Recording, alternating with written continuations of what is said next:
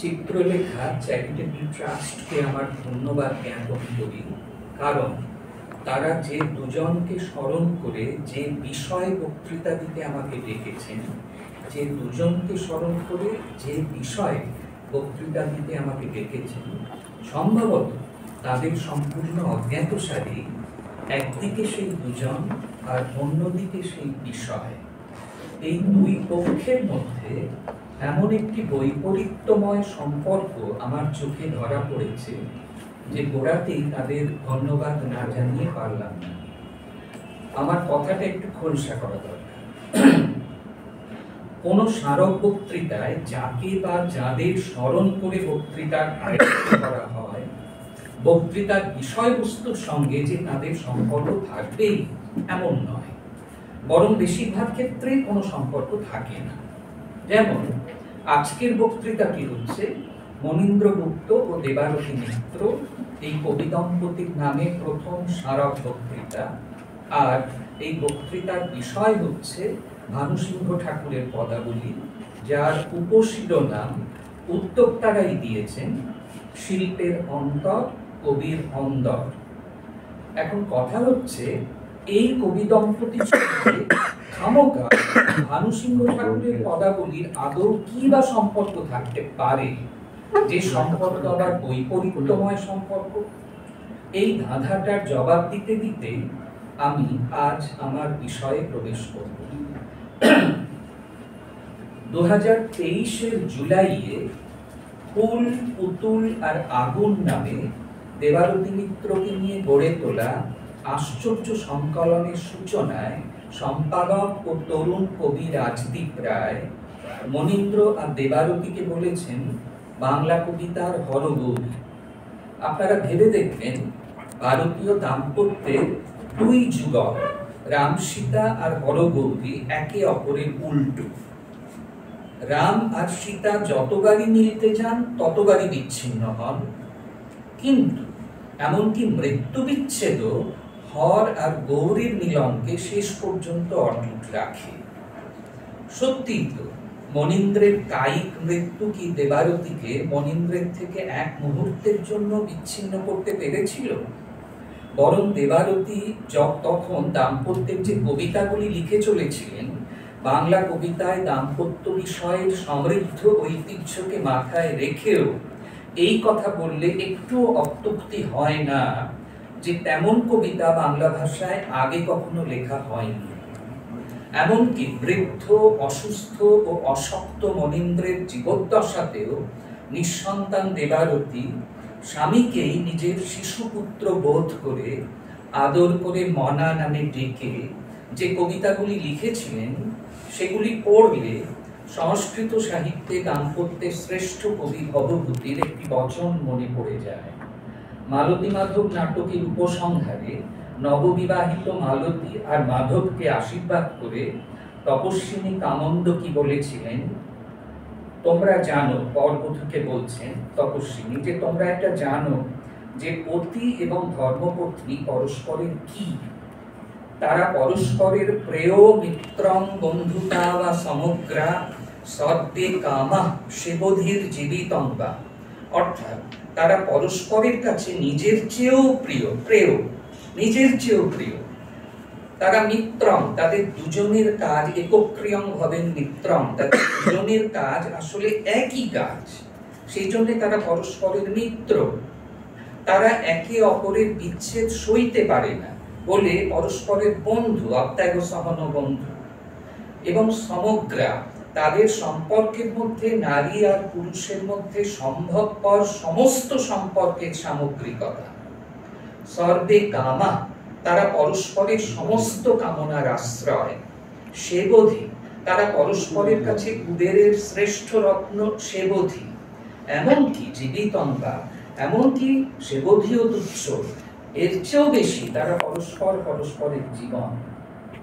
এই যে সমগ্রা শব্দটি, যার অর্থ নারী পুরুষের মধ্যে সম্ভবপর সমস্ত সম্পর্কের সামগ্রিক রূপ হলো স্বামী স্ত্রী সম্পর্ক, আমার এই শব্দটি মনে পড়ে যায় যখন দেবারতীর কবিতায় দেখি নিঃসন্তান স্ত্রী মা আর বৃদ্ধ অসুস্থ অশক্ত স্বামীই হচ্ছে সেই মায়ের ছেলে। মনীন্দ্রের জীবদ্দশায় 2014 দেওয়া এক সাক্ষাৎকারে দেবারতী বলেছিলেন, মনীন্দ্রগুপ্তকে নিয়েই আমার গোপন, প্রকাশ্য ও অমোঘ জীবনযাপন।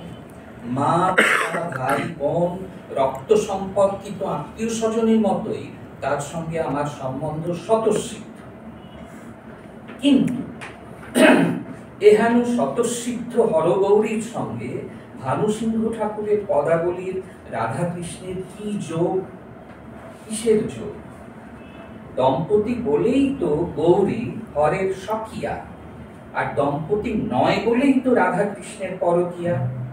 যে দুটি সম্পর্ক মূলগতভাবেই একে অন্যের বিপরীত, তাদের মধ্যে আবার বৈপরীত্যময় সম্পর্ক রয়েছে বলাটা কি নেহাত বাহুল্য, একটা অপ্রয়োজনীয় কথাই নয়? না, তা নয়। কেন তা নয় সেটা খুলে বলার আগে ভানুসিংহ ঠাকুরের পদাবলী সম্পর্কে এর রচনাবলী সংস্করণের সূচনায় লিখিত রবীন্দ্রনাথের 3টি বাক্যের দিকে আমি আপনাদের দৃষ্টি আকর্ষণ করছি। মনে রাখতে হবে, এই কথাগুলি ভানুসিংহ ঠাকুরের পদাবলীকে নিয়ে রবীন্দ্রনাথের জীবিতকালের শেষ কথা। রবীন্দ্রনাথ লিখেছেন, 1. পদাবলী শুধু কেবল সাহিত্য নয়, তার রসের বিশিষ্টতা বিশেষ সীমানার দ্বারা বেষ্টিত। 2. সেই সীমানার মধ্যে আমার মন স্বাভাবিক স্বাধীনতার সঙ্গে বিচরণ করতে পারে না। 3. তাই ভানুসিংহের সঙ্গে বৈষ্ণব চিত্তের অন্তরঙ্গ আত্মীয়তা নেই। বলা বাহুল্য যে প্রথম বাক্যে ওই যে বলেছেন পদাবলী শুধু তো সাহিত্য নয়, তার রসের বিশিষ্টতা বিশেষ সীমানার দ্বারা বেষ্টিত। এই যে পদাবলী বলতে রবীন্দ্রনাথ গৌড়ী ও বৈষ্ণব পদাবলীকে, এবং তৃতীয় বাক্যে যখন বলছেন ভানুসিংহের সঙ্গে বৈষ্ণব চিত্তের অন্তরঙ্গ আত্মীয়তা নেই, এই তৃতীয় বাক্যে বৈষ্ণব চিত্ত বলতে রবীন্দ্রনাথ গৌড়ী ও বৈষ্ণব চিত্তকেই বুঝিয়েছেন। বস্তুত এই সূচনায়, এই ভানুসিংহ ঠাকুরের পদাবলী রচনাবলী সংস্করণের সূচনায় রবীন্দ্রনাথ যখন ভানুসিংহ ঠাকুরের পদাবলীকে বলেন পদাবলীর জালিয়াতি, তখন ওই 3টি বাক্যের সারাংশই ঘনীভূত আকারে অভিব্যক্ত হয় মাত্র। আসলে গৌড়ী ও বৈষ্ণব পদাবলী রাধাকৃষ্ণ থেকে সম্পূর্ণ স্বতন্ত্র এক রাধাকৃষ্ণের ঐতিহ্যেই ভানুসিংহ ঠাকুরের রাধাকৃষ্ণের সৃষ্টি। গৌড়ী ও বৈষ্ণবের রাধাকৃষ্ণ পরকীয়া নায়ক নায়িকা বটে, সেটা আমরা সবাই জানি, কিন্তু ভানুসিংহ ঠাকুরের রাধাকৃষ্ণ স্বকীয়া দম্পতি, এটা আমরা খেয়াল রাখি। তারা স্বামী স্ত্রী। এর উৎসে রয়েছে বঙ্গদেশে রচিত ব্রহ্মবৈবর্ত পুরাণের প্রকৃতি খণ্ডের 48-49 অধ্যায়। 48 নম্বর অধ্যায়ে গোলকস্থ রাধাকৃষ্ণ সম্পর্কে বলা হয়েছে যে স্বয়ং রাধা কৃষ্ণপত্নী, স্বয়ং রাধা কৃষ্ণপত্নী কৃষ্ণ বক্ষস্থল স্থিতা প্রাণাধিষ্ঠাত্রী দেবী চ তস্যৈব পরমাত্মা। অর্থাৎ সেই পরমাত্মা কৃষ্ণ, তার বক্ষস্থল স্থিতা রাধা হচ্ছেন কৃষ্ণ পত্নী এবং তিনি হচ্ছেন কৃষ্ণের প্রাণের অধিষ্ঠাত্রী দেবী। আর 49 নম্বর অধ্যায়ে সুদামার দেওয়া অভিশাপে কৃষ্ণ পত্নী রাধা গোলক থেকে গোকুলে অবতীর্ণ হয়ে বৃষভানুর কন্যা রূপে জন্মগ্রহণ করেন। রাধার বয়স যখন 12 বছর, তখন বৃষভানু রাধার সাথে আয়ানের বিয়ে ঠিক করায় রাধা নিজের ছায়াকে বৃষভানুর ঘরে রেখে অন্তর্হিতা হন। রাধার এই ছায়াকে রাধার ডাবল বলা যেতে পারে। রাধার অবিকল প্রতিরূপ এই ডাবলের সঙ্গে আয়ানের বিয়ে হয়। এর 14 বছর পর বসুদেবের ঔরসে জন্মানো শিশু কৃষ্ণ বংশ ভয়ের ছল করে গোকুলে আসেন এবং যশোদার কোলে বড় হন। তখন জগতের বিধাতা ব্রহ্মা বিধিমতে পুণ্য বৃন্দাবনের কুঞ্জবন কৃষ্ণের সঙ্গে রাধার বিয়ে দেন। কৃষ্ণেন সহ রাধায়া পুণ্যে বৃন্দাবনে বনে বিবাহম কারয় মাসু বিধিনা জগতাং বিধি। অর্থাৎ ব্রহ্মবৈবর্ত পুরাণের মধ্যে রাধাকৃষ্ণ শুধু গোলকেই নয়, গোকুলে, শুধু স্বরূপেই নয়, গোকুলে তো গোলকে তো স্বামী স্ত্রী ছিলেনই, কিন্তু গোকুলে শুধু স্বরূপে এবং রূপে দুটোতেই, মানে স্বর্গে এবং মর্তে দুটোতেই তারা দম্পতি, তারা পরস্পরের সখিয়া, তারা স্বামী স্ত্রী। কিন্তু ভানুসিংহ ঠাকুরের রাধাও যে কৃষ্ণের সখিয়া, ভানুসিংহ ঠাকুরের রাধাও যে কৃষ্ণের স্ত্রী, এর টেক্সচুয়াল প্রমাণ। সেই প্রমাণ দেবার আগে আপনাদের জানিয়ে দিই যে গৌড়ীয় বৈষ্ণব পদাবলীর মাথুর পর্যায়ে কংসবধের জন্য কৃষ্ণ বৃন্দাবন ত্যাগ করে মথুরায় চলে যাবার পর আর বৃন্দাবনে ফেরেননি। বস্তুত মাথুর পর্যায়ে গৌড়ীয় বৈষ্ণব পদাবলীতে রাধা কৃষ্ণ লীলার সমাপ্তি। এর পরে যে ভাব সম্মিলনটা দেখি, সেটা রাধা মনে করেছেন কৃষ্ণ এসেছেন বহুদিন পরে বন্ধুরা এলে। ওখানে কবির ম্যাজিকটা হচ্ছে, আসলে বলা উচিত ছিল বহুদিন পরে যেন বন্ধুরা এলে, ওই বাচ্যপ্রেক্ষাটা তুলে দিয়েছে, ভাব সম্মিলন হয়েছে। কাজে মাথুর পর্যায়ে গৌড়ীয় বৈষ্ণব পদাবলীতে রাধা কৃষ্ণ লীলা শেষ হচ্ছে, আর ঠিক এর পর থেকে ভানুসিংহ ঠাকুরের পদাবলীর সূচনা। নবনগর মথুরায় নবীন নাগর কৃষ্ণ নব নব রঙ্গ উদ্ভাবন করে সুখ সম্ভোগে দিন কাটাচ্ছিলেন। এদিকে বৃন্দাবনে অভিমানিনী রাধার বিরহ দুঃখ সইতে না পেরে ভানুসিংহ ঠাকুর মথুরায় এসে অনুনয় বিনয় করে কৃষ্ণকে সাময়িকভাবে বৃন্দাবনে ফিরিয়ে আনলেন। আর রাধার কাছে গিয়ে বললেন, ওই দেখো মৃদুল গমন কৃষ্ণ মৃদুল গান গেয়ে এসে পড়লেন বলি, তুমি দ্রুত মিলনোপযোগী সাজগোজ করে নাও। পিনহ ঝটিত কুসুম হার পিনহ নীল আনিয়া সুন্দরী সিন্দুর দেখে সিঁথি করহ রামিয়া। গৌড়ীয় বৈষ্ণব পদবলী রাধা যেহেতু গোড়া থেকেই আয়ানের স্ত্রী, কেননা রাধার ডাবলের সঙ্গে ব্রহ্মবৈবর্ত পুরাণে রাধার ডাবলের সঙ্গে নয়, স্বয়ং রাধার সঙ্গেই যেহেতু সেখানে আয়ানের বিয়ে হয়ে গিয়েছে, ফলত সেখানে সুসজ্জিতা রাধার বর্ণনায় সিঁদুরের উল্লেখ আর 5টা প্রসাধন দ্রব্যের সঙ্গে স্বাভাবিকভাবেই এসেছে। কিন্তু এখানে ভানুসিংহ ঠাকুরের বয়ানে লক্ষ্য করুন, বিশেষভাবে কৃষ্ণের রাধার সমীপে আসবার সঙ্গেই সিঁদুর করে সিঁথি রাঙিয়ে নিতে বলার নির্দেশ একেবারে কার্যকারণ সম্বন্ধে অবিচ্ছেদ্য। পররা নায়িকা, তিনি এমনিতেই পরস্ত্রী, তিনি সিঁদুর করতেই পারেন। কিন্তু মৃদুল গমন শ্যাম আওয়ে মৃদুল গান গাহিয়া, অতএব পিনাহ ঝটিত কুসুম হারো পিনাহ নীল আনিয়া সুন্দরী সিন্দুর দেখে সিঁথি করহ রানিয়া। কৃষ্ণ এসেছেন বলে তুমি তাড়াতাড়ি সিঁদুর করে নাও। এই যে ব্যাপারটা, এটা আমাদের মানে ভানুসিংহ ঠাকুরের রাধার এই যে কৃষ্ণ পত্নীত্বের এই অকাট্য চিহ্নটি আমাদের অন্যমনস্কভাবে টেক্সট পড়ার পুরুষানুক্রমিক অভ্যাসকেও ভেদ করে কারোর কাছে দৈবাত ধরা পড়ে যেতে পারে, হয়তো কারোর খটকা লাগতেও পারে, লেগেছেও হয়তো। সেই জন্যে পরবর্তীকালে 1915 সালে কাব্যগ্রন্থ, ইন্ডিয়ান প্রেসের যে কাব্যগ্রন্থ খণ্ডে খণ্ডে বেরিয়েছিল, তার প্রথম খণ্ডে ভানুসিংহের পদাবলী, ভানুসিংহ ঠাকুরের পদাবলী রবীন্দ্রনাথ যখন আনলেন, সেইখানে অদ্ভুতভাবে এই যে সুন্দরী দূর দেখে সিঁথি করহ রামিয়া, এইটা রবীন্দ্রনাথ করে দিলেন পাটল রস রাগ রঙ্গে করপদ তল রামিয়া। ওই গোলাপি মানে পায়ের তলায় আলতা করে তুমি পাটা রাঙিয়ে নাও, সিঁদুরটা তুলে দিলে। এই তুলে দেওয়ার একটা কারণ আমি অনুমান করি, যেটা কারোর যদি চোখে পড়ে যে আরে কৃষ্ণ এসেছে বলে রাধা সিঁদুর পড়তে যাবে, এই খটকাটা কারোর লেগেছিল এবং রবীন্দ্রনাথ মনে হয় যে রবীন্দ্রনাথ এটা পাল্টে দিয়েছে। কিন্তু ভাগ্যি সেটা থাকে, এটা আপনারা কেউই হয়তো জানেন না, এই ইন্ডিয়ান প্রেসের পাতাতেই রয়ে গেছে, ভাগ্যিস রয়ে গেছে। কেননা সৌভাগ্যবশত সুরের সাহচর্য পেয়ে সুন্দরী সিন্দুর দেখে সিঁথি করহ রামিয়া, এটাই স্থায়িত্ব পেয়েছে। এটাই আমাদের সজনী সজনী রাধিকালো, এইটা যখন শুনলে তো আরো মনে থাকে। কাজে এই সিঁথি করহ রামিয়াটাই আমাদের মনে আছে। ওই পাঠ হলো রসরা আগরং, এই ফাঁকিবাজিটা মানে পাঠক বিশেষের অস্বস্তিকে ঢেকে দেওয়া, এইটা ওই প্রত্নতাত্ত্বিক একটা উদাহরণ হয়ে রয়েছে যে রবীন্দ্রনাথ এইটা করেছিলেন একবার, কিন্তু এটা থাকে টেকে। আচ্ছা, তবে রবীন্দ্রনাথের এই ঢাকবার যে চেষ্টা, এই চেষ্টার সূত্রেই আমি বলে নিই যে ভারতী পত্রিকায় ভানুসিংহ ঠাকুরের পদাবলীর ধারাবাহিক প্রকাশ শুরুই হয় রাধার অভিসারের পদে। সজনী গো সাঙ্গন গগনে ঘোর ঘন ঘটা আধার জামিনী রে কুঞ্জ পথে সখী কইসে যাও অবলা কামিনী রে। এটাও আমাদের শোনা গান হিসেবে। এখন আমি কেন বলছি ঢাকবার চেষ্টা, কেননা ভানুসিংহের কবিতা নামে ভারতীতে যখন বেরোচ্ছে কবিতা ভানুসিংহ ঠাকুরের, প্রথমটাই হচ্ছে অভিসার।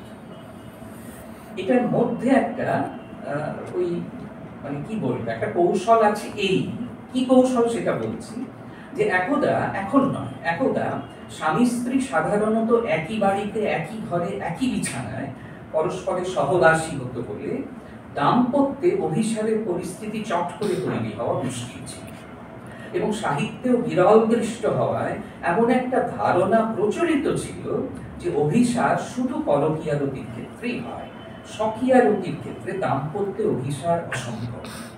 বোধ হয় এরই সুযোগ নিয়ে রবীন্দ্রনাথ একেবারে অভিসারের পদ প্রকাশ করে ভারতী পত্রিকায় ভানুসিংহ ঠাকুরের পদাবলীর সূচনা করেন, যাতে একে প্রাথমিকভাবে গৌড়ীয় বৈষ্ণব পদাবলীর ধারায় ফেলে দেখতে পাঠকের অসুবিধে না হয়। কারণ পাঠক তো জানে যে রাধাকৃষ্ণ তো পরকীয়া, তারা তো ওই গৌড়ীয় বৈষ্ণব ট্র্যাডিশনের অভ্যস্ত, তারা তো স্বামী স্ত্রী জানেই না। এবং সেক্ষেত্রে যদি অভিসার দিয়ে শুরু করি, তাহলে তাদের অভ্যস্ত যে পাঠ, অভ্যস্ত দৃষ্টি, সেটাকে অত্যন্ত আঘাত করা হয় না। আসলে আমরা যদি ভানুসিংহ ঠাকুরের পদাবলী পর পড়ি, দেখবো এখানে কানন ধাম, কুঞ্জ ভবন ইত্যাদি শব্দের উল্লেখে বৃন্দাবনে রাধার বাসস্থান বোঝানো হয়েছে। আর কৃষ্ণ তো বৃন্দাবনের স্থায়ী বাসিন্দা নন, তিনি তো মথুরাতেই থাকেন। এবং খুব বক্তৃতা করে বলা হয়েছে, নব নগরে নবীন নাগর উপজল নব নব রঙ্গ। বংশবদের কোনো উল্লেখ ভানুসিংহ ঠাকুরের নেই। বোঝা যাচ্ছে যে সব হয়ে গেছে, মথুরায় তিনি আরামে দিন কাটাচ্ছে, নানা বিলাস শুনে স্ত্রী রাধাকে তার মনে নেই। এখন এই যে বাসিন্দা নন তিনি বৃন্দাবনের, মাঝে মাঝে মথুরা থেকে বৃন্দাবনে এসে থাকেন, এবং তাও নিজের ইচ্ছে থাকেন না। ভানুসিংহ ঠাকুর গিয়ে প্রায় নিবন্ধ করে বুকে ঝুঁকে তাকে নিয়ে আসেন, কিছুদিন থাকেন আবার চলে যান। এই হচ্ছে ভানুসিংহ ঠাকুরের কৃষ্ণের চরিত্র এবং রাধা কৃষ্ণের সম্পর্ক। মাঝে মাঝে মথুরা থেকে বৃন্দাবনে এসে থাকেন। আর এইভাবেই হয় কি, যে স্বামী স্ত্রীর মধ্যে একটা অভিসারের পরিস্থিতি তৈরি হয়ে ওঠে, যেটা স্বাভাবিক স্বামী স্ত্রীর সম্পর্ক বা স্বামী স্ত্রীর পরিস্থিতি যদি থাকতো, তাহলে অভিসারটা হতো না। কিন্তু এখানে তো এমনিতেই তার আলাদা থাকছে, ফলে অভিসারের পরিস্থিতি তৈরি হচ্ছে। গৌড়ীয় বৈষ্ণব পদাবলীর প্রচলিত পর্যায় সজ্জা, সেটাও ভানুসিংহ ঠাকুরের পদাবলীতে পাওয়া যাবে না। কেননা আপনারা লক্ষ্য করেছেন কিনা জানি না, ভানুসিংহ ঠাকুরের পদাবলীতে পূর্বরাগী নেই। রতিদ্রা সঙ্গমা পূর্বম প্রাক সঙ্গম রতি, এটা থাকবেই বা কি করে, মানে থাকার কথা নয়। কেননা বৃন্দাবন লীলা শেষ করে কৃষ্ণের মথুরায় চলে যাবার পর শুরু হচ্ছে ভানুসিংহ ঠাকুরের পদাবলী। ফলে যখন শুরু হচ্ছে, তার আগেই ভানুসিংহ ঠাকুরের রাধা, আমরা শাস্ত্রীয় ভাষায় বলবো, তিনি পূর্ব সঙ্গতার স্ত্রী, যিনি আগেই নিজের কৌমার্য হারিয়েছেন। এই হারানো অবস্থার পরে ভানুসিংহ ঠাকুর শুরু করছেন। ফলে লক্ষ্য করার মতো খুব আশ্চর্য, আমরা খেয়াল করি না যে পূর্বরাগ নেই। কারণ পূর্বরাগ বলে তো সেটা রতিজ্জা সঙ্গমা পূর্বম হবে, এখানে তো সঙ্গমের অনেক পরে পটোত্তোলন হচ্ছে, ফলে পূর্বরাগ নেই। এখানে আছে কি, শুধু ওই যে বললাম উপরোধে পড়ে ভদ্রতা রক্ষার দায়ে আদতে অনিচ্ছুক কৃষ্ণের মথুরা থেকে বৃন্দাবনে আসা এবং সাময়িক মিলনাদি শেষ করে আবার মথুরায় চলে যান।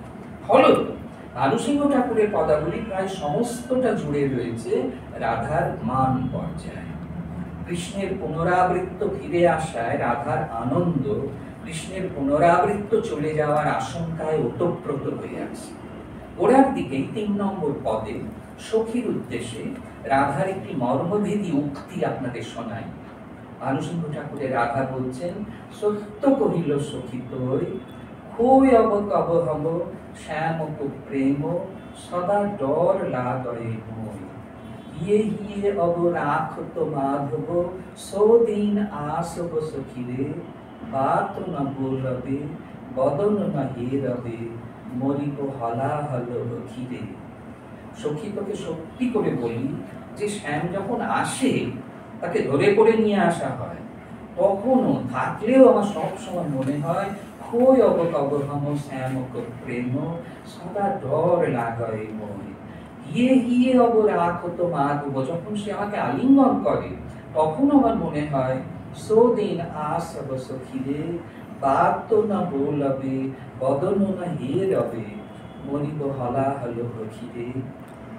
স্বামীর ভালোবাসা হারানোর আগাম উৎকণ্ঠায় স্ত্রীর রাধার এই আত্মহনন বাসনা 7 নম্বর এবং 10 নম্বর পদে প্রত্যাবৃত্ত হয়েছে। 7 নম্বর পদে রাধা প্রথমে বলেছিলেন সাধ হইলময় দেহ ডুবায়ব চাঁদ উজ্জ্বল যমুনা। আমার সাধ হয় যে আমি চন্দ্র উজ্জ্বল যমুনার জলে নিজের দেহ ডুবো। এখন দেহ ডুবিয়ে দেবো কথাটায় স্পষ্ট হচ্ছে না, ফলে রবীন্দ্রনাথ পরে পত্রিকা থেকে যখন 1884-তে এটা গ্রন্থিত হলো তখন সাধ হইল ময় দেহ ডুবায়ব, এটা রবীন্দ্রনাথ করে দিলেন সাধ হইল ময় প্রাণ নীলায়ব চাঁদ উজ্জ্বল যমুনা। রাধার মুমূর্ষাকে অর্থাৎ মরণেচ্ছাকে সুনিশ্চিত করলেন যে দেহ ডুবায়ব নয়, প্রাণ নীলায়ব। আর 10 নম্বর পদে রাধা বলেছেন সাধ যায় বধু যমুনা পারিম ডারিব দগ্ধ পরাণ। আমার এই দগ্ধ পরাণ কৃষ্ণের ব্যবহারে আমার খুব সাধ যে যমুনার জলে আমি নিজের প্রাণ ত্যাগ করব। আমি ভুলে যাচ্ছি না যে গৌড়ীয় বৈষ্ণব পদাবলিতেও রাধার কৃষ্ণ বিরহের 10টি দশার চূড়ান্ত 10ম দশায় রাধার মরণোদ্যোগের উল্লেখ রয়েছে। এখন মহাভাব সব তিনি তো মরে যেতে পারেন না, সেখানে মৃত্যু যেটা 10ম দশা বা 10মী দশা বলেছেন সেখানে রাধা মৃত্যুর উদ্যোগ নিচ্ছেন যে কমালের ডালে আমায় দেহ ঝুলিয়ে রেখো, কৃষ্ণ যখন আসবে দেখবেন, এই মরণোদ্যোগের উল্লেখ রয়েছে। কিন্তু খেয়াল করতে হবে যে সব সময় মনে রাখতে হবে যে সেটা রয়েছে কোথায় না পূর্বরাগ পর্যায়ে 10টা দশা, 10ম দশা হচ্ছে মৃত্যু অর্থাৎ মরণোদ্যোগ, আর রয়েছে মাথুর পর্যায়ে কৃষ্ণ যখন চলে গেলেন। আগেই বলেছি ভানুসিংহ ঠাকুরের পদাবলিতে পূর্বরাগই নেই, আর যে মাথুরের পর গৌড়ীয় বৈষ্ণব পদাবলী কৃষ্ণ আর বৃন্দাবনে ফেরেননি সেই মাথুরের পরবর্তীকালীন ঘটনায় ভানুসিংহ ঠাকুরের পদাবলী উপযুক্ত। মান পর্যায়ে রাধার 10টি দশার কোনো উল্লেখ শ্রীরূপ গোস্বামীর উজ্জ্বল নীলমণিতে নেই। কাজেই ভানুসিংহ ঠাকুর বর্ণিত মানিনী রাধা এই পৌনঃপুনিক মরণোদ্যোগ বারবার আত্মহত্যার কথা বলা এর কোনো পূর্বসূত্র গৌড়ীয় বৈষ্ণব অলঙ্কার শাস্ত্র এবং গৌড়ীয় বৈষ্ণব পদাবলী কোথাও পাওয়া যাবে না।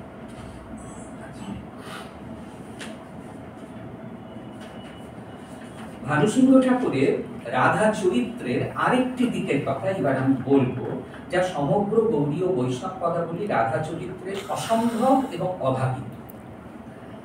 ভানুসিংহ ঠাকুরের 15 নম্বর পদে পত্রিকা পাঠে মানিনী রাধা কৃষ্ণকে বলছেন, মানে কতটা আত্মগ্লানি থেকে এটা কেউ বলতে পারে, তবু না জানসি প্রেম প্রধারা কঠিন হৃদয় মধুভাষী। আমার কাছে এসে মিষ্টি মিষ্টি কথা বলো, তুমি প্রেমের ধারাই জানো না, তুমি এত কঠিন হৃদয়। তবু না জানসি প্রেম প্রধারা কঠিন হৃদয় মধুভাষী পরশি দেহ মম সাঁচি বল অব নহ তবু রূপ পিয়াসী। তুমি আমার গাছ নিয়ে বলো তুমি রূপ পিপাসু নও, মানে এটা কে বলতে পারে যে মেয়ের রূপ নেই, সেই তো বলবে যে পরশি দেহ মম সাঁচি বল অব নহ তবু রূপ পিয়াসী যাও শ্যাম অব নীলবে শত শত হমসে রূপসী নারী। তুচ্ছ বালি, আমি তুচ্ছ একজন বালিকা, হম কাহ তুট্টুটসি ক্ষুদ্র হৃদয় হমারি। তুমি আমার কেন হৃদয় আমি বারবার ভেঙে দিচ্ছ? আমি জানি তুমি রূপ পিপাসু এবং আমার রূপ নেই, আমি তুমি গাছ নিয়ে বলো, কাজেই তুমি চলে যাও। নীলবে মথুরায় নীলবে শত শত হমসি রূপসী নারী, তুচ্ছ বালি হম কাহ তুট্টুটসি ক্ষুদ্র হৃদয় হমারি। আমাকে ছুঁয়ে বলো যে তুমি রূপ পিপাসু নও। নিজের রূপ নিয়ে ভানুসিংহ ঠাকুরের রাধার এই হীনমন্যতা বিদ্যাপতি গোবিন্দ দাসের দীপ্তিময়ী গৌরবর্ণা রাধার মধ্যে কি আমরা চিন্তা করতে পারি? কারণ সেখানে তো বৃন্দাবনের গোপীমণ্ডলে রাধার রূপের সমতুল্য রূপই কারোর ছিল না। তার রাধার রূপের চেয়ে বেশি রূপের কথা তো ছেড়েই দিই। উপরন্তু শুধু নিজের রূপ নিয়েই নয়, প্রণয়িনী হিসেবে নিজের সার্বিক অযোগ্যতা নিয়ে ভানুসিংহ ঠাকুরের রাধার মনস্তাপ প্রকাশ পেয়েছে এর প্রথম সংস্করণে গৃহীত, কিন্তু পরে বর্জিত একটি পদে। রাধা বলছেন, রূপ নাহি মম কছুই নাহি গুণ, দুঃখিনী আহির জাতি, নাহি জানি কছু বিলাস ভঙ্গিম, যৌবন গরবে মাতি। আমার রূপ নেই, আমার গুণ নেই, আমি দুঃখিনী আহির জাতি গোয়ালা, আমি কোনো বিলাস ভঙ্গিমা জানি না, যৌবন গর্ব আমার নেই। যে আমি আর রূপ তো নেই বটে, কিন্তু পুরুষকে আকর্ষণ করা বা স্বামীকে ধরে রাখার মতো আমার বিলাস ভঙ্গিমা ওইসব কৌশলও আমার জানা নেই। এই রাধার সঙ্গে আমাদের চিরজানা রাধা, কলাবতী রাধা গৌড়ীয় বৈষ্ণবের একটু মিল আছে।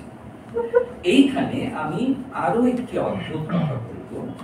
ভানুসিংহ ঠাকুরের কৃষ্ণকে রাধা বারবার শ্যাম এবং কয়েকবার কালা নামে ডেকেছে, ঠিক, কিন্তু যে নাম দুটি গৌড়ীয় বৈষ্ণব পদাবলিতে কৃষ্ণের গাত্রবর্ণের দোতক ছিল, সেই দুটি নাম কি ভানুসিংহ ঠাকুরের পদাবলিতে হয়ে উঠেছে নেহাতি অভ্যাসে উচ্চারিত কৃষ্ণের দুটি নন কনোটেটিভ প্রপার নেম। প্রপার নেম তো কনোটেশন থাকবে না, টানা ছেলের নাম পদ্মলোচন হবে। কাজে এখানে এই যে দুটো নাম, মানে কৃষ্ণের নাম শ্যাম, কৃষ্ণের নাম কালা, এটা ট্র্যাডিশনে অভ্যেস, সেই অভ্যাসে উচ্চারিত হচ্ছে ভানুসিংহ ঠাকুরের পদাবলিতে।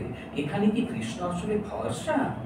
শুধু ভরসাই নন, জ্যোৎস্না শুভ্র গৌর বর্ণতা।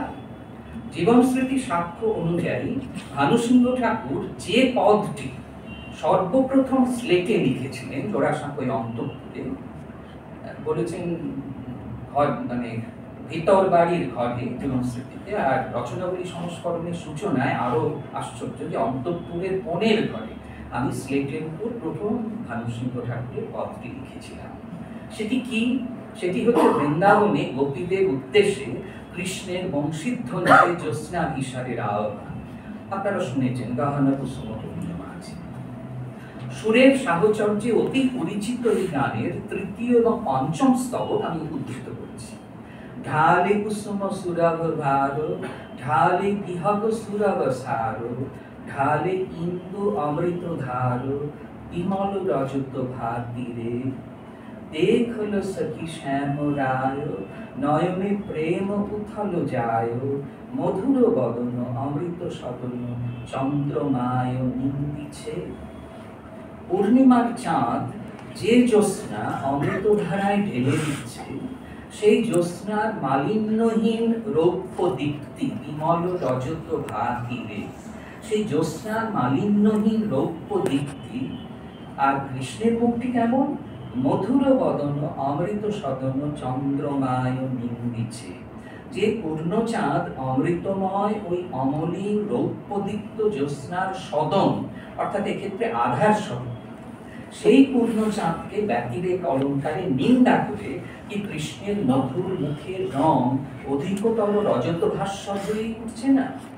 এইখানে আমার একটা ঋণ স্বীকার করা দরকার যে কিছুদিন আগে আমার ফেসবুকে যখন ভানুসিংহ ঠাকুরের রূপহীনা রাধার ঐতিহ্য বিরোধিতা নিয়ে লিখেছিলাম, তখন নানা জনের নানা মন্তব্যের মধ্যেই আমার প্রাক্তন ছাত্র, এখন অধ্যাপক এবং গবেষক শ্রী দিব্যেন্দু সরকার গহনা কুসুম কুঞ্জ মাঝে পদে এই যে স্তবক দুটো আমি পড়ে শোনালাম, এই স্তবক দুটোকে ডিকোড করে আমাকে অভিভূত করে দেখিয়েছিলেন যে ভানুসিংহ ঠাকুরের কৃষ্ণের এই শুভ্রতাও রাধার রূপহীনতার মতোই ঐতিহ্য।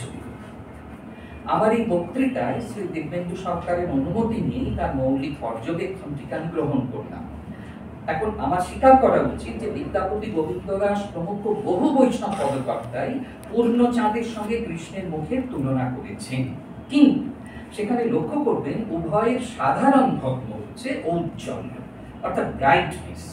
কিন্তু ভানুসিংহ ঠাকুর আদৌ পূর্ণচাঁদের ঔজ্জ্বল্যের সঙ্গে নয়, বরং এমনকি পূর্ণচাঁদের সঙ্গেও নয়, পূর্ণচাঁদ থেকে উৎসারিত জ্যোৎস্না যে মলহীন রজত শুভ্রতা, তার সঙ্গে কৃষ্ণের মুখের তুলনা করেছেন। ব্রাইটনেস নয়, কালারই এখানে উভয়ের সাধারণ ধর্ম। তাহলে এটি উল্টো হয়ে যাচ্ছে। গৌড়ীয় বৈষ্ণব পদাবলিতে রাধা হচ্ছে অপূর্ব রচনাগুলি, আর কৃষ্ণ কালো, এখানে জাস্ট চলে যাচ্ছে। এবং আমাদের কলোনিয়াল ইয়েতে তো যা ভরসা সেই রূপসী সেই এই ব্যাপারটা তো মেয়েদের সঙ্গে ছেলেদের ক্ষেত্রেও হতে পারে, যে বিশেষ করে যেখানে স্ত্রী অত্যন্ত ইনফিরিয়রিটিতে ভোগেন, যে তিনি রূপহীন, আন্দাজ করে নিতে পারি তিনি তেমন ভরসা নন, সেখানে জ্যোৎস্নার রজত এবং বিমল রজত, মানে উপর মলাটুকুও তাতে নেই, এমন রজত শুভ্রতার সঙ্গে কৃষ্ণের মুখের রং তুলনা করা হচ্ছে। সেক্ষেত্রে রাধার মানে রূপহীনতার জন্যে ভানুসিংহ ঠাকুরের গৌরবর্ণ কৃষ্ণ আমাদের সন্দেহ হয়, যেটি বারে বারে চলে যায় মথুরায়। এবং এই যে ভানুসিংহ তাকে ডেকে আনলেন, বললে তাড়াতাড়ি সিঁদুর করে নাও, কাব্যগ্রন্থ শুরু হলো। এবারে রাধার কান্না, রাধার অনুনয় ইত্যাদি মিষ্ট বাক্যের কৌশলে এড়িয়ে গিয়ে 16 নম্বর পদে কৃষ্ণ মথুরায় চলে যান। এবং এরপর 17 নম্বর পদে রাধার আত্মসম্মান, যে রাধার বারবার বলছেন যে আর মথুরায় যেতে হবে না, আর কৃষ্ণকে ডাকতে হবে না, কিন্তু রাধার ওই পৌনঃপুনিক নিষেধ অগ্রাহ্য করে মথুরায় গিয়ে কৃষ্ণকে বৃন্দাবনে ফেরানোর দৌত্য এইবার আর ভানুসিংহ ঠাকুর পারলেন না, এবার ব্যর্থ হলেন, কৃষ্ণ এলেন না। 18 নম্বর পদে পত্রিকা পাঠে কৃষ্ণ পরিত্যক্তা রাধা যমুনাকে সম্বোধন করে আবার আত্মহত্যার ইচ্ছা প্রকাশ করলেন। তো হরি সুহসিত নীল সলিল পরি রাধা সপবে দেহ, মানে দেহ, রাধা দেহ সমর্পণ করবে। তোমার হাস্যোচ্ছল নীল জলে, ইচ্ছে করে সুহসিত, রাধার অবস্থা উল্টো। তোমার সুহসিত নীল সলিল পরি রাধা সপবে দেহ, তোমার হাস্যোচ্ছল নীল জলে রাধা তার দেহ সমর্পণ করবে। তবে রাধার এইবারের আত্মহনন ইচ্ছার একটি বিশেষ কারণ রয়েছে, যে কারণটি যমুনাকে রাধার প্রশ্নচ্ছলে উদ্ঘাটিত হয়। সেটা কি না, রাধা যমুনাকে বলছেন প্রশ্ন করে, এক দিবস জব মাধ हमारा आसवे किनारे तो जब सो पेट में तो हरि सलिले भासत तनुआ मोर तब की श्याम सो मानस पासे कील दुख पावे ना শ্যাম কো নয়নে বিন্দু নয়ন জল তব মুখী আওয়েবে না। অর্থাৎ একদিন বৃন্দাবনের প্রত্যাবর্তনের পর কৃষ্ণ যমুনার কিনারে গিয়ে যখন রাধার ভাসমান মৃতদেহ দেখবে, তখন কি মনে একদিন দুঃখ পাবে না, চোখে এক ফোঁটা জলও আসবে না? যমুনাকে প্রশ্ন করছেন, এই প্রশ্নটার ভেতরে বোঝা যাচ্ছে যে রাধার বিশ্বাস যে নিশ্চয় শ্যাম একদিন দুঃখ পাবে, নিশ্চয় শ্যাম এক ফোঁটা অশ্রু ফেলবে। কিন্তু যমুনাকে প্রশ্ন ছলে নিজের এই বিশ্বাসের কথা বলতে বলতে, অর্থাৎ সেই জন্যই তিনি ওই যমুনা সুরসিত জলে নিজেকে ভাসিয়ে দেবেন, মারা যাবেন। এই কথা মানে কেন বলবেন না, কৃষ্ণ এসে একদিন কাঁদবেন, এক ফোঁটা চোখের জল ফেলবেন। কিন্তু যমুনাকে প্রশ্ন ছলে নিজের এই বিশ্বাসের কথা বলতে বলতেই হঠাৎ নাটকীয়ভাবে একটা উল্টো অবিশ্বাস রাধার মনে ঘনিয়ে ওঠে। কি বলেন? হঠাৎ কথাটা কেটে দেয় নিজের কথাই, না যমুনা সো এক শ্যাম হম শ্যাম কো শত শত নারী হম জব যাও গো শত শত রাধা চরণে হবে তারি।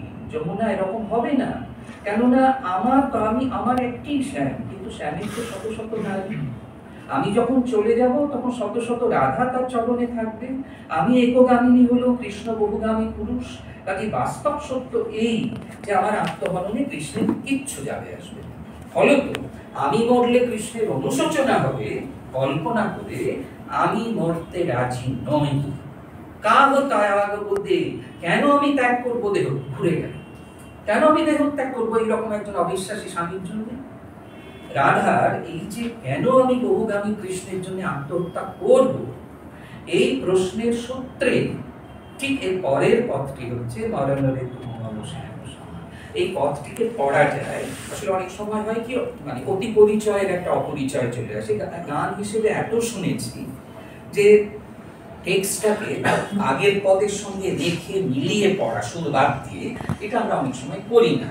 এখন যদি ওই পূর্ব প্রসঙ্গ যে রাধা বললেন আমি জলে আত্মহত্যা করবো, কেন না কৃষ্ণ এসে আমার ভাসতে দেখে এক ফোঁটা চোখের জল দেবে না, ফেলবে না, তার কারণ সে তো বহুগামী, আমি গেলে তার কি ক্ষতি হয়, কাজেই আমি মরবো, কাহে তাহার বলি। এরপরেই হচ্ছে মরণরে তুমল। এখন এই গানের একটা অভিনব তাৎপর্য পূর্ব প্রসঙ্গ সূত্রে বেরিয়ে আসতে পারে। লক্ষ্য করুন, পদটির গোড়ায় যদিও রাধা মৃত্যুকে শ্যাম সমান বলেছেন মৃত্যুকে যে শ্যাম তোমারই নাম, কিন্তু এই পদ যত এগিয়েছে ততই রাধার বাচনে পার্সনিফাইড মৃত্যু একজন প্রেমিক হিসেবে কৃষ্ণের চেয়ে বহুগুণে বিশ্বস্ত এবং নির্ভরযোগ্য বলে প্রতিভাত হয়েছে। চির বিসরল যাব নিরদয় মাধব তমন হই বিময় বাম। নির্দয় মাধব আমাকে চিরকালের মতো ভুলে গেলেও এবং মৃত্যু তুমি আমার প্রতি বিমুখ হবে না, কারণ মৃত্যুর প্রেম অতুলনীয় প্রেম। তহু নহি বিসরবি তহু নহি ছোড়বি রাধা হৃদয় তো কবহু না তোড়বি। হিয় হিয় রাখবি অনুদিন অনুঘন অতুলন তোমার লেহ। এই যে তুমি কোনোদিন ভুলে যাবে না, কোনোদিন ছাড়বে না, কোনোদিন রাধার হৃদয় ভেঙে দেবে না, এই প্রত্যেকটার কনটেক্সটটা হচ্ছে কৃষ্ণ ওগুলোই করেছে, কিন্তু তুমি এটা করবে না, অতুলন তোমার লেহ। এইবার এই পদের অভিনব তাৎপর্যটি কি বোঝা যাচ্ছে? কেন পূর্ববর্তী পদে রাধা আত্মহত্যার সিদ্ধান্ত থেকে সরে এসে এই পরবর্তী পদে আবার আত্মহত্যার সিদ্ধান্ত নিলেন? কাহ তয়াগ বোধে বলবার পর আবার বললেন মরণ তু আবরে রাও। কেন? আসলে পূর্ববর্তী পদে রাধা অবশেষে বুঝতে পারলেন যে কৃষ্ণের মতো অবিশ্বস্ত স্বামীর হৃদয় পরিবর্তনের দুরাশায় আত্মহত্যা শুধু আত্মসম্মানকেই নষ্ট করবে। কিন্তু এই পরবর্তী পদে মরণরে এখানে আদৌ কৃষ্ণের জন্য নয়, বরং মৃত্যুর জন্য, মৃত্যুকে ভালোবেসে রাধা আত্মহত্যার সিদ্ধান্ত নিয়েছে। একদিন স্বামী কৃষ্ণের উদ্দেশ্যে স্ত্রী রাধার বর্ষাধিসারের পদ ভারতী পত্রিকায় শুরু হলো ভানুসিংহ ঠাকুর সানন গগনে গৌর ঘন ঘটা। সেখানে রাধা প্রাকৃতিক দুর্যোগের মধ্যে পথে বেরোতেই ভয় পেয়েছিলেন। আপনারা জানেন, দমাকত বিদ্যুৎ পথতরু লুণ্ঠক ধরহর কম্পক দেহ, ভয় পাচ্ছি বেরোতে। কিন্তু এই যে এইবারে প্রেমিক মৃত্যুর উদ্দেশ্যে প্রেমিকা রাধার বর্ষাধিসার নির্ভীক আত্মশক্তিতে ভরপুর। তুলনা করুন ওই সানন গগনে, যেখানে বলছেন দমকত বিদ্যুৎ পথতরু লুণ্ঠক, আমার হৃদয় কাঁপছে, আমি বেরোবো কি? আর এখানে কি হলো? এখানে রাধা মৃত্যুর উদ্দেশ্যে অভিসারে যাচ্ছেন। গগন সাধন অব তিমির মদন ভব তড়িত চকিত অতি ঘোর মেঘ রব শাল তাল তরু সভয় তবধ সব পন্থ বিজন অতি ঘোর। একলি যাও তুয়া অভিসারে যাকো পিয়া তুম কি ভয় তাহারে। হে মৃত্যু, তুমি তো আমার প্রিয়, তাহলে আমি কাকে পাবো? ভয় বাধা সব অভয় মূরতি ধরি পন্থ দেখাও মোর। একদিন রাধা, এই তফাৎটা একটু খেয়াল করতে হবে, একদিন রাধা মৃত্যুকে চেয়েছিলেন কৃষ্ণের ভালোবাসা হারানোর আগাম উৎকণ্ঠায়। বলা হলো খাবো, কৃষ্ণ যখন আমায় বুকে করে রাখে তখনও মনে হয় সে বা তো না বলবে, ওই ভয়টা, ওই আগাম উৎকণ্ঠায় আমি মরে যেতে চাই। আর এখন রাধা মৃত্যুকে চাইছেন মৃত্যুকেই ভালোবেসে, যে মৃত্যু প্রেমিক হিসেবে শ্যামের সমান নয়, শ্যামের অধিক, অনেক অধিক। অতএব রাধার এই আত্মহত্যার সিদ্ধান্তকে ভীরুর পলাতক বৃত্তি বলা যাবে না। রাধার এই আত্মহত্যা আসলে একদিক থেকে কৃষ্ণকে প্রত্যাখ্যান, এতদিন কৃষ্ণ প্রত্যাখ্যান করেছেন, এবার আমি প্রত্যাখ্যান করলাম, এবং এই আত্মহত্যা কৃষ্ণের অন্যায়ের প্রতিবাদ। আজকের বক্তৃতার উপশিরোনামের প্রথমার্ধ শিল্পের অন্তর, অর্থাৎ ভানুসিংহ ঠাকুরের পদাবলী টেক্সটে কি আছে সেটা এতক্ষণ যথাসাধ্য বলা গেল। এইবার উপশিরোনামের দ্বিতীয়ার্ধ কবির অন্দর, এই প্রসঙ্গে আসা যায়। যদিও এই দুটোকে সবসময় জলাচল করা যাবে না, আমার আলোচনাতে একটু মেলামেশা হবে, কিন্তু ঝোঁকটা একটু আলাদা হবে। এইবার আমি কবির অন্দরের দিকেই ঝোঁক দেব। 15-16 বছর বয়স থেকে রবীন্দ্রনাথ ভানুসিংহ ঠাকুরের পদ লিখতে শুরু করেন, আর শেষ পদটি রচনা করেন প্রায় 25 বছর বয়সে। আগেই বলেছি, ভানুসিংহ ঠাকুরের পদাবলী মুখ্যত রাধার মান পর্যায়ের পদের সংকলন, অর্থাৎ নায়িকা প্রকরণের পারিভাষিক শব্দ অনুযায়ী ভানুসিংহ ঠাকুরের রাধা খণ্ডিতা নায়িকা রাধা। আশ্চর্যের ব্যাপার এই যে 15-16 থেকে প্রায় 25 বছর, 10 বছর ধরে খণ্ডিতা রাধাকে গুরুত্ব দিয়ে মান পর্যায়ে পদ রচনা করবার আরো 10 বছর পর কবি সঙ্গীত প্রবন্ধ 1895 রবীন্দ্রনাথ লিখলেন, বৈষ্ণব কাব্যে প্রেমের নানা বৈচিত্র্যের মধ্যে রাধার খণ্ডিতা অবস্থার বর্ণনা আছে। আধ্যাত্মিক অর্থে ইহা কোনো বিশেষ গৌরব থাকিতে পারে, কিন্তু সাহিত্য হিসাবে শ্রীকৃষ্ণের এই কামক ছলনার দ্বারা কৃষ্ণ রাধার প্রেমকাব্যে সৌন্দর্য খণ্ডিত হইয়াছে তাহাতে সন্দেহ নাই। রাধিকারী অবমাননা কাব্যশ্রীও অবমানিত হইয়াছে। এরপর রবীন্দ্রনাথ অদ্ভুতভাবে কি করলেন, এটা খুব অদ্ভুত। তিনি পড়ছেন কি বৈষ্ণব কাব্যে মান পর্যায়ে তার পছন্দ হয়নি, শ্রীকৃষ্ণের কামক ছলনা এবং রাধা ওই ক্রমাগত বঞ্জনা দিচ্ছেন, এতে প্রেমের সম্পর্ক তার সৌন্দর্যটা খণ্ডিত হয়েছে।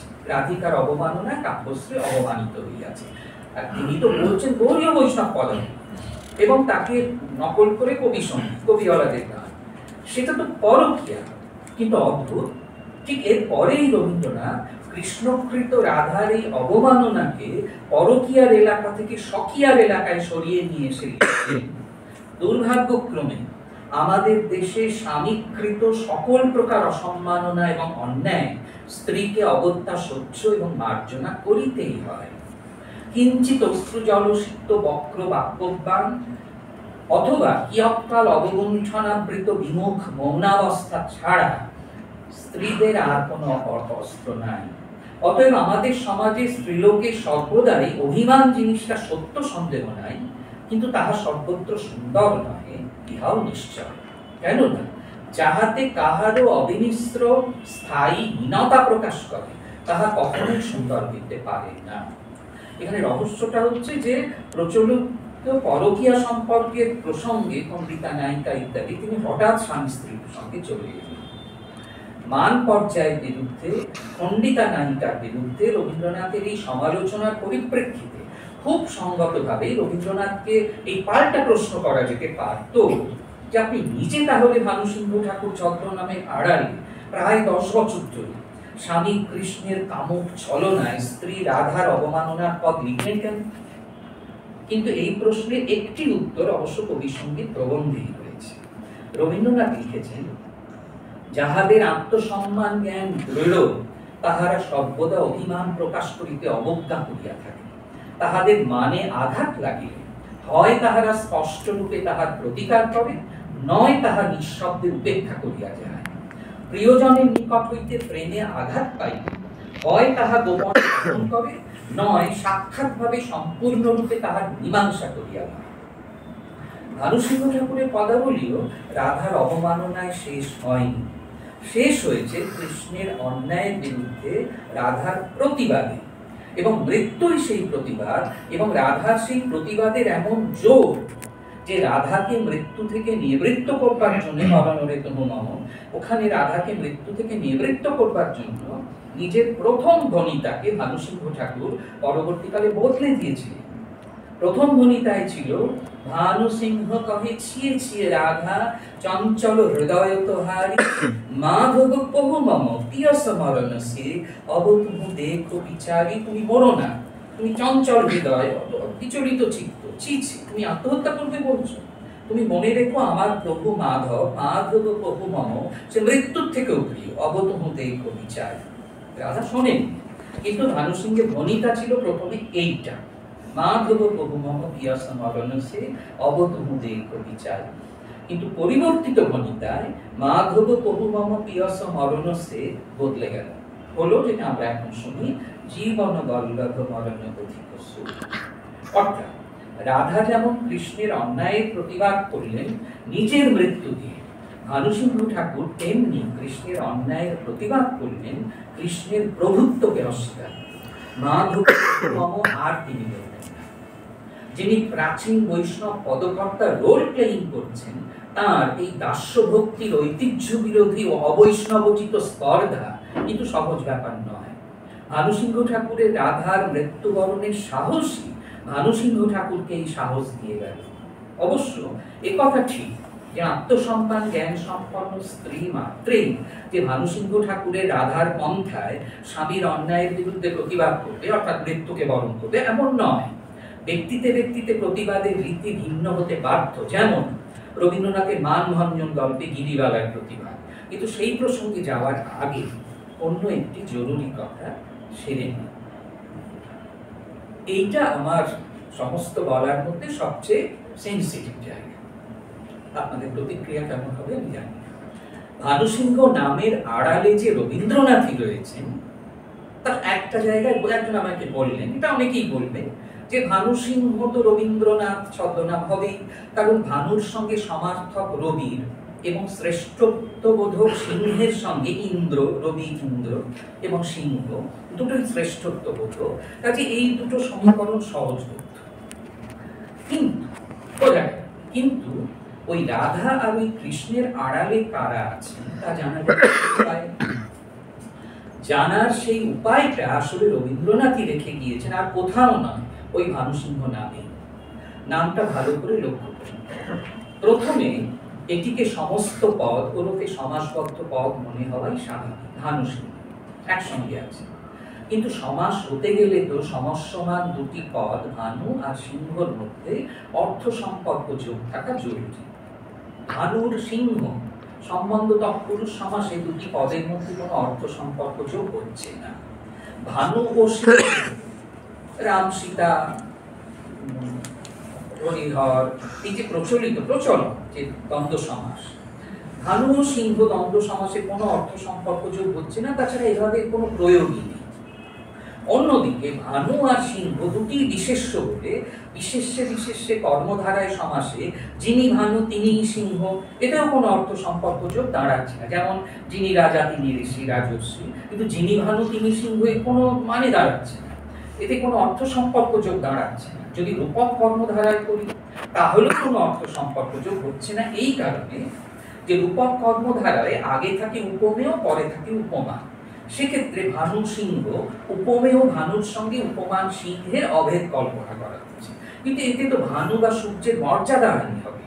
কেননা সিংহের মতো ভানু, এর কোনো সার্থকতা নেই। সবচেয়ে বড় কথা, এর কোনো প্রয়োগ নেই। বরং উল্টোটা যদি হতো, যদি বলা হতো সিংহ হচ্ছে সূর্যের মতো, সিংহ যদি উপমেয় আর উপমান ভানু হতো, তার অভেদ কল্পনা, সেখানে সিংহের মর্যাদা বৃদ্ধি হতো বটে, সিংহের যে তার যে পৌরুষ, তার বীর্যবত্তা সূর্যের সঙ্গে মেলানো হতো। কিন্তু সূর্য সিংহের মতো এতে সূর্যের কোনো মর্যাদা বৃদ্ধি হয়নি। ফলত ভানু সিংহ আপাত দৃষ্টিতে সমাসবদ্ধ হলেও এর সমস্যমান দুটি পদকে কোনো অর্থ সম্পর্কে যুক্ত করা যাচ্ছে না। কিন্তু ভানুর সঙ্গে সিংহের অন্তত একটি অর্থ সম্পর্ক যোগ আছে। তবে সেই যোগে এই দুয়ের কোনো সমাস হবে কিনা আমি ব্যাকরণে এই দুয়ের কোনো সমাস হবে কিনা, যদি হয় তাহলে তার রাজবাক্য কি হবে আমার জানা নেই। কিন্তু একটা অর্থ সম্পর্ক যোগ আছে, এটা আমি জানি। সেটা কি? জ্যোতিষের 12টি রাশির মধ্যে একমাত্র সিংহ রাশি রবির ওরফে ভানুর সক্ষেত্র। ভাষান্তরে বলা যায় রাশিচক্রে একমাত্র সিংহ রাশি রবি ওরফে ভানুর আপন ঘর। যেমন বাকিগুলি যে মানে জ্যোতিষে মঙ্গল, বুধ, বৃহস্পতি, শুক্র, শনি, এই 5টা দুটো দুটো করে ঘর। যেমন বৃহস্পতির ধনু এবং মীন, যেমন শনি কুম্ভ এবং মকর, কিন্তু একমাত্র চন্দ্রের হচ্ছে কর্কট আর রবির হচ্ছে সিংহ। এখন একমাত্র সিংহ রাশি রবির ওরফে ভানুর সক্ষেত্র এবং আপন ঘর। প্রশান্ত কুমার পালের রবি জীবনী প্রথম খণ্ডের 96-97 পৃষ্ঠায় দেখুন বরেন্দ্রনাথ ঠাকুর সংকলিত এবং রবীন্দ্র ভবনে সংরক্ষিত, এটা আপনারা ইচ্ছে করলে আজকেই খুলে কম্পিউটার খুলে দেখতে পারেন, বিচিত্রা ওয়েবসাইট। যে আমার মনে আছে এর যে সংগ্রহণ সংখ্যা, ম্যানুস্ক্রিপ্ট নাম্বার হচ্ছে 364। আমি ইমপ্রেশন নাম্বারটাও বলে দিচ্ছি। আচ্ছা, সেটা কি না, এই যে একটা নোটবুকের উল্লেখ করেছেন বরেন্দ্রনাথ ঠাকুর সংকলিত এবং রবীন্দ্র ভবনে সংরক্ষিত, যে নোটবুকে ঠাকুর পরিবারের অনেকের জন্ম তারিখ ও রাশিচক্র লিপিবদ্ধ রয়েছে। প্রশান্ত কুমার বিশেষভাবে কাদম্বরী দেবীর রাশিচক্রের ছবিটি পেশ করেছেন। সেই রাশিচক্র হচ্ছে কাদম্বরী দেবীর সিংহ রাশি। যাদের মনে হবে যে এই সমাপতনটিকে আমি বিশেষ অভিপ্রায়ে এখানে আরোপ করবার চেষ্টা করছি, আমি তাদের বলব যে আপনারা মিত্র ও ঘোষ থেকে প্রকাশিত নির্মল কুমারী মহলানোবিশকে লিখিত রবীন্দ্রনাথের অর্ধ শতাধিক চিঠির সংকলনটি খুলুন। খুলে 1934 খ্রিস্টাব্দে 4 ফেব্রুয়ারি লেখা 265 নম্বর চিঠিটি দেখুন। 1934, তার মানে রবীন্দ্রনাথের শেষ জীবনের শেষ দশক, যখন রবীন্দ্রনাথ মানব বিশ্বে গিয়েছেন, রবীন্দ্রনাথের অনেক পুরনো সংস্কার ত্যাগ করেছেন, সেই সময়কার রবীন্দ্রনাথ নির্মল কুমারীকে লিখছেন, কোট, আমাদের বাড়ির ঠিকুজি একটি ছোট খাতা প্রশান্ত নিয়ে গিয়েছিলেন। ওর মধ্যে জ্যোতি দাদা প্রভৃতি অনেকেরই ঠিকুজি আছে। সেটা হারালে কিংবা না ফিরে পেলে দুঃখের কারণ ঘটবে। অনেকের ঠিকুজি আছে, কিন্তু ভাষাটা দেখতে লক্ষ্য করুন, জ্যোতি দাদা প্রভৃতি। এ তো গেল রবীন্দ্রনাথের শেষ বয়সের চিঠি। অন্যদিকে চিঠিপত্র অষ্টম খণ্ড প্রিয়নাথ সেনকে লেখা চিঠি। প্রিয়নাথ সেন খুব ভালো জ্যোতিষ জানতেন। তাকে লেখা রবীন্দ্রনাথের অনেক চিঠিগুলিতে অষ্টম খণ্ড, তাতে অন্তত 7 বার গোষ্ঠীর প্রসঙ্গ এসেছে। এমনকি একটি চিঠিতে রবীন্দ্রনাথ লিখেছেন, সেই গণনার বইখানা পাঠিয়ে দিই। আরেকটি পদ্য চিঠিতে নিজের মীন রাশি মীন লগ্ন লগ্নে চন্দ্র, মীন রাশিকে ইঙ্গিত করে রবীন্দ্রনাথ লিখেছেন প্রিয়নাথকে, জানো তো ভাই, আমি হচ্ছি জলচরের জাত। মীন রাশি যে জলচর রাশি, এই জ্যোতিষিক পারিভাষিক শব্দ তাহলে রবীন্দ্রনাথ জানতেন। আসল কথা যেটা সমস্যা, যে আমি জ্যোতিষে কাউকে প্ররোচিত করছি, আদৌ না। পয়েন্টটা হচ্ছে জ্যোতিষ বিশ্বাস থেকে নিজেদের বিযুক্ত করে রবীন্দ্রনাথের জ্যোতিষিক ইমেজগুলি নিয়ে ভাববার মানসিক প্রস্তুতি আমাদের নেই। বলবো ওটা কুসংস্কার। কুসংস্কারের কোনো প্রশ্ন নেই। লোকটির জ্যোতিষ পড়তো, তার যে জ্যোতিরিন্দ্রনাথ প্রভৃতি সকলের গোষ্ঠী, যে সারা জীবন ধরে বয়েছে, কত 70 পেরিয়ে তিনি বলছেন ওটা যদি প্রশান্ত নিয়ে হারিয়ে ফেলে আমার দুঃখ হবে। এই যে ইনভলভমেন্টটা, এটা বিচার্য। আমাকে জ্যোতিষ বিশ্বাসী হতে হবে না। কাজেই যদি আমাদের সেইভাবে যে জ্যোতিষ বিশ্বাস বাদ দিয়ে রবীন্দ্রনাথের যে অ্যাস্ট্রোলজিক্যাল ইমেজগুলি, এটা নিয়ে যদি আমরা ভাববার একটা ট্রেনিং আমাদের মানসিক গড়ন থাকতো, তাহলে আমরা ঢের আগেই বুঝতাম যে ভানু সিংহই রবীন্দ্র শ্রেষ্ঠ গোড়ার্থবোধক প্রথম জ্যোতিষিক রূপকর্তা। 1291 বঙ্গাব্দের বৈশাখে, 1884 খ্রিস্টাব্দের এপ্রিলে কাদম্বরীর আত্মহননের 3 মাস পর, 1291 বঙ্গাব্দের শ্রাবণে, 1884 খ্রিস্টাব্দের জুলাই অগাস্টে নবজীবন পত্রিকায় ভানু সিংহ ঠাকুরের জীবনী এই নামে রবীন্দ্রনাথ তার একমাত্র মক বায়োগ্রাফি, মজা করে একটা জীবনী লিখেছেন। ভানু সিংহ ঠাকুর তো নেই, রবীন্দ্রনাথ, কিন্তু ভানু সিংহ ঠাকুরের জীবনী নামে রবীন্দ্রনাথ একটা মক বায়োগ্রাফি লিখেছেন। মজা করতে করতেই রবীন্দ্রনাথ হঠাৎ লিখে বসলেন, কোট, নেপালের কাঠমান্ডুর নিকটবর্তী একটি পর্বতে সূর্যের, নিজেই প্রথম বন্ধনীতে লিখেছেন ভানু, প্রতিমূর্তি পাওয়া গিয়াছে।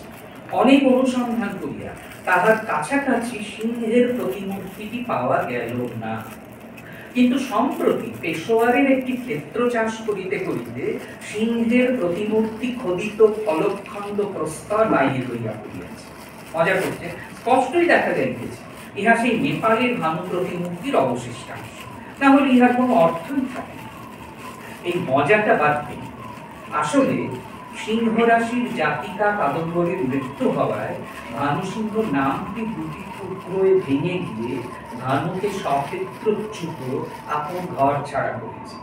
ভানু পড়ে রয়েছেন ভারতের পূর্ব দিকে নেপালে, পূর্ব দিক জীবনের দিক, পূর্ব দিকে উদয়াচল, আর সিংহ চলে গিয়েছেন ভারতের পশ্চিম দিকে পেশোয়ারে, পশ্চিম দিক মৃত্যুর দিক, পশ্চিম দিকে অস্তাচল।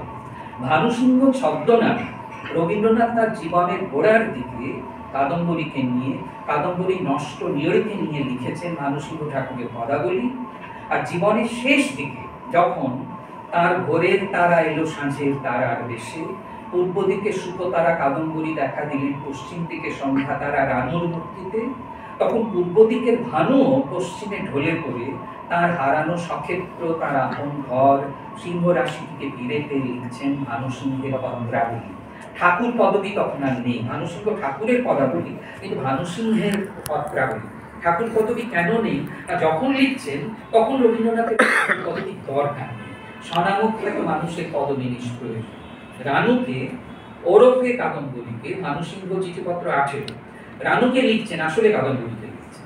ভানু সিংহ আশ্চর্য জিনিস, রানুকে ওরফে কাদম্বরীকে ভানু সিংহ চিঠিতে লিখছেন, কোট, এক জন্মের সঙ্গে আর এক জন্ম দৈবাৎ এক এক সময় ঠিক জোড়া লেগে যায়, তখন এক পরিচ্ছেদের সঙ্গে আর এক পরিচ্ছেদের মিলে যেতে আর বিলম্ব হয় না। মানভঞ্জন গল্পে স্ত্রী গিরিবালার সব গয়না কেড়ে নিয়ে তাকে লাথি মেরে স্বামী গোপীনাথ থিয়েটারের নটি লবঙ্গের সঙ্গে ওটে চড়ে অজ্ঞাত স্থানে অন্তর্ধান করল। গিরিবালাও ভানুসিংহ ঠাকুরের রাধার মতোই প্রথমে মনে করল আত্মহত্যা করল, কিন্তু আবার ভানুসিংহ ঠাকুরের রাধার মতোই গিরিবালা বুঝতে পারল এতে স্বামী গোপীনাথের কিছুই আসবে যাবে। তখন গিরিবালা পুলত্যাগ করে বেরিয়ে এল এবং সংকল্প করল, সংকল্পটা খুব আশ্চর্য, যে স্বামীর যখন স্ত্রীর চেয়ে থিয়েটারের নটিকেই বেশি পছন্দ, তখন স্ত্রীও স্বামীর পছন্দ মাফিক থিয়েটারের নটি হয়ে উঠেই স্বামীর মারা লাথির প্রতি লাথি স্বামীকে ফিরিয়ে দেবে। ঠিক তাই হলো। রঙ্গমঞ্চে স্বামী তো পালিয়ে গেছে,